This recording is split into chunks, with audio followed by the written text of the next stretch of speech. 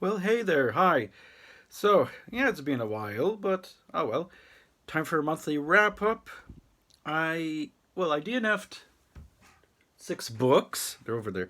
I DNF'd 6 books, but on the whole, December was a really good reading month. And I kind of went out of my shell because I read one, two, three, four, five nonfiction books. That's a rarity. Don't forget, all my choices are through this jar. So whatever the jar chooses, and if the moment is right, I read the book. If it's not right, I DNF it, and we do it another time. So let's start. So I'm not going to go from best to worst. The majority of these could be actually 9 out of 10s, except for a couple. We'll go into that. So I'm just going on the top of the pile. It's right next to me to the bottom. Okay, so here we go. I read a classic, or the jar chose. Let's take that for granted. I read a classic. Let's see if we can get it there. Yeah, Jane Austen, Sense and Sensibility. My very first Jane Austen. I am not a fan. I mean, okay, so Jane Austen can write about relationships, and she's very good. There's something very contemporary about her. This is about, three girls who are banished, or four women who are banished out of their house, and they live in another rich person's house, and they have to adapt to that culture, and there's a lot of boyfriends going in and coming, but there's something very contemporary about this. For example, there's one scene when there's a breakup and one of the girls listens to music. I mean, that still happens today. I mean, or even with a male, things like that. And then she starts dancing and things like that. So, it could have been written last year. And I think that's a sign of a good classic. But just, I got kind of bored with the constant yo-yoing of the boyfriends going in and then out and then in and then out, same person in and out. If this was 150 pages, it would have been amazing. But 400, it's tests you, at least for me. Okay, so that's Sense and Sensibility. I do have another Jane Austen, though, Northanger Abbey. If I like that, then I'll get Persuasion. Now, let's start with the essay collections. They were all great. So, 3 of them are from Fitzcarraldo. So it looks like my jar had a Fitzcarraldo day. So here we go. An Apartment on Uranus by Paul B. Presadio. This is a collection of Paul B.'s columns that he wrote for the Libération newspaper. At the time, he was transitioning, so there's a lot about that in there. It's also about politics, about the stray dogs in Turkey, lots of other subjects, but the underlying theme is the transition as a cis male, and probably would not like the fact that I made my gender like that. As a cis male, this was very interesting for me because I know nothing about the psychology of someone transitioning. I've read books by trans authors, quite a few, but this is the first one I've read about the actual trans experience. So I like that. Yeah, I was really impressed. And it's translated brilliantly. Paul can be a bit waspish with his puns to obviously the awful people of society.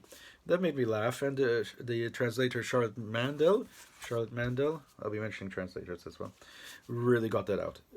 Excellent piece. Excellent, excellent. The next one, Ian Penman, It Gets Me Home, This Curving Track. This is 8 music essays. 8 music essays. Most of the people are, yeah, most of them are dead. There's only one who's alive at the moment. Um, but it's fascinating. It's how to be an intellectual reviewer. I mean, Ian Penman was is he's 60 years old or something like that, or maybe older now. And what he did was he put elements of philosophy and sociology and things like that in his reviews, and they're excellent. I mean, it's I wouldn't say highbrow, but it's giving music reviews a more intellectual edge, and it really suits him. The best essay here is the one on Prince. That's really good. Oh, I don't hear that my tummy made a noise. Okay, so yeah, highly recommended. As a music fan and as an ex music reviewer, I really enjoyed this. Pretentiousness, Why It Matters. Yes, we know, by Dan Fox. Yes, pretentiousness is something we tend to call people as an insult, but Dan Fox says it's actually very good because it's part of the learning curve in appreciating arts and music and things like that. That's the summary, but it's very entertaining reading. I enjoyed it. It was so much fun. Yes, and it did change my mind. I tend to call people pretentious as well. It's not a pretentious book, definitely. We'll see, but it's highly recommended. The penultimate essay, then we'll be going through a few fiction, then we'll go to the last one. Looks like the glare is a bit weird today. So it's The Intimate Resistance, A Philosophy of Proximity by Josep Maria Escriol, translated by Douglas Suttle. This is by Funda Stampa, a press I like a lot. They never disappoint. And they're always eclectic. So you'll get an essay, you get a piece of fiction, you get a short story collection. All good, all good. And this is about how, not through exactly isolating, but discovering ourselves, being, close to ourselves, actually brings out a new meaning to our lives. And it's a very good argument. I'm keeping it short because then I can go into the technicalities and I'll be boring. So that's it. Very good. Now, kind of the book of the month, there are two really, is Richard Powers' Generosity. I really enjoyed this. Richard Powers is slowly becoming an author I am liking a lot, and I mean a lot. So, and also it's about genes, so there's a little pun there. Okay, this is about a teacher who comes across a student who's perpetually happy, which could mean she has a happiness gene. There's a genealogist who wants to separate this gene and use it to his advantage because he wants to change society. So it sounds kind of frightening. So it's a bit of a chase, there's this teacher, and then there's this professor, and the girl's caught in between. It's much more. Okay, this is the science of genes, but it's also about immigration, as the girl is an immigrant from, I think, from Algeria. So, and I think a bit about social media as well. Yeah, that plays a part. Social media plays a part. It's got a lot of things going on, and it's a thumping good read. Simple as that. I mean, Richard Powers can be intellectual, but he can also, get a great readable novel out of it. It's fantastic. In fact, you can see next to me I've got the Echo Maker, but it depends on the jar, really. Now, once I finish the Echo Maker, I'll buy some more Richard Powers. I'm invested. Okay, this is Soba Rao, if I'm pronouncing the name properly, An Unrestored Woman. This is an interlinked short story collection. I love those. All about about partition.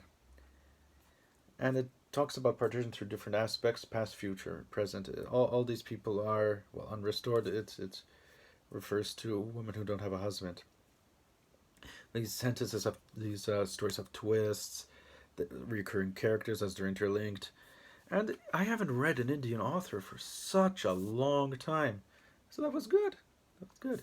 I really enjoyed this. This was a nice surprise. I always have zero expectations. But I like it when a book just captures you like that did. Very good. They're all very good, these books. I told you about the one I didn't like. Now, this would be my other book of the month. Nadia Mifsud, Zifnaf Schiffer Urdum. These are short stories. They are absolutely brilliant. I've always thought... Oh, by the way, this means a dance at the edge of a cliff, or on a cliff's edge. I've always thought that Maltese was a guttural language, and it does come out as rough when people write it. But this is different. This is taking Maltese to new levels. It's very elegant. These are short stories about, let's say, I don't know, women on the edge of a nervous breakdown, kind of. These are women, some are abused, some are going to be abused, some have revenge. Most of them are like that.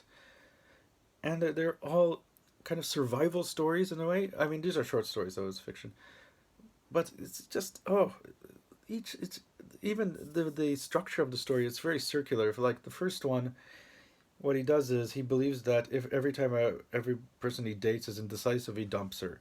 But then he meets a girl and he becomes indecisive, so what should he do? Lots of the stories have this kind of circular karma sort of thing. Brilliant, absolutely brilliant. For my Maltese readers, do read this. Trust me, it's a masterpiece. Next one. Stessy in Maltese is Selfie. This was great. This for me was Marvel meets Neil Gaiman. It's about this boy who inherits by Matthew Camry, by the way. It's about a boy who inherits a camera from his rather mysterious uncle, and this changes his life forever. And it is a bit of a commentary about the vanity of social media, a bit, but really it's great storytelling. This is a very well structured book. It's got a very tight plot, and the ending, I mean, if it was a film, it would be blockbuster with special effects. I really enjoyed it. And, I mean, it's supposed to be for teenagers, but anyone can read this. This is a book that should be translated into English. I could see a wider spread. Now, to have suit her, Maltese is so particular, I think something would get lost in translation. That's. Anyway. So sometimes the Maltese do write in English, and I've spoken about my qualms with that, but that wasn't here. So this is MJ, his name's Mark Camilleri, Strangers I'll Never Forget. So this is just a series of anecdotes of certain people that Mark has met in his life. Some are funny, some of the stories are very reflective. There's a very good one about him documenting what he sees while he walks. It's a very sweet one. But there's a lot of not out loud, laughing moments, I'll say that. It was very enjoyable. The English is excellent. It's flowing, so that's good. I mean, if you like anecdotes and things like that, even memoirs. One of my cats for stuck in this book actually. There we go. Do read this again for Maltese, local readers here, the ones who watch this. You need a good laugh now and then. Okay, this is another one that I really enjoyed. This is from the new press, Dexys. They've got 2 books out. This is the second one. The first one is on the way. Hopefully, maybe I'll receive it today. Who knows? Who knows? Okay, this is very similar to the Frankenstein story.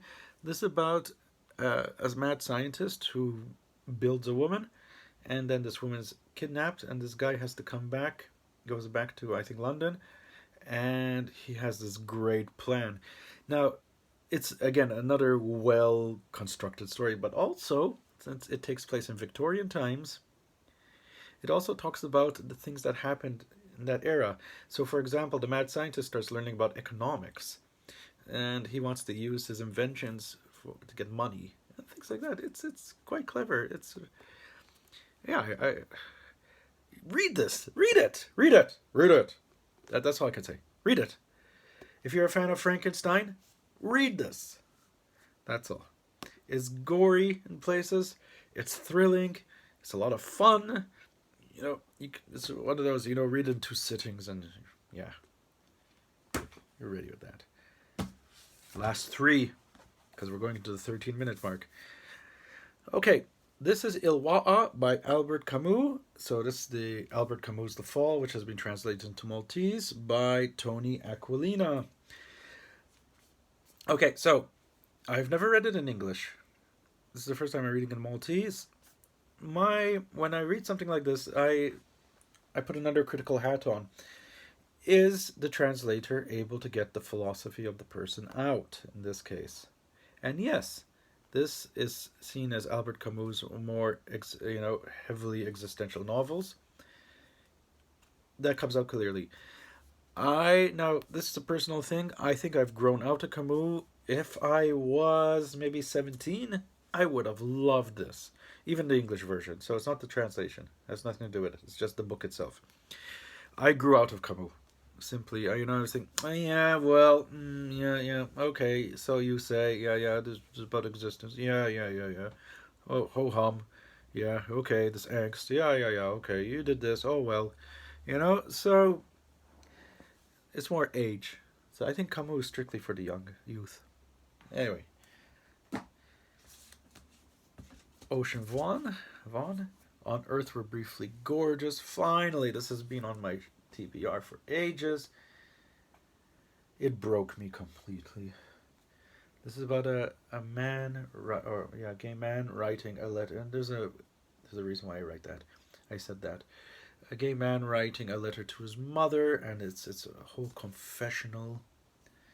But it's about being an immigrant in America and being a queer one as well, and attitudes and the way people act. There are many, many heartbreaking moments here. So say he's got a new book out next year, so I am curious. I don't know if it's poetry or a novel. I'll definitely read his novels. I'll say poetry, so relationship with that. Okay, yeah. On Earth, we're briefly gorgeous.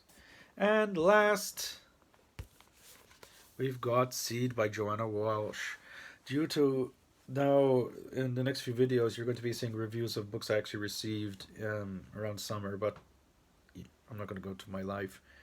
It was a bit messy. Now we're going, hopefully, back on track. So we've got Seed by Joanna Walsh. This was originally an app in 2017. It was published as a book in 2021. It is a coming-of-age story, but if every trope that the coming-of-age story has is blown to pieces here and turned upside down. That's how it's structured. This is past, present, and future.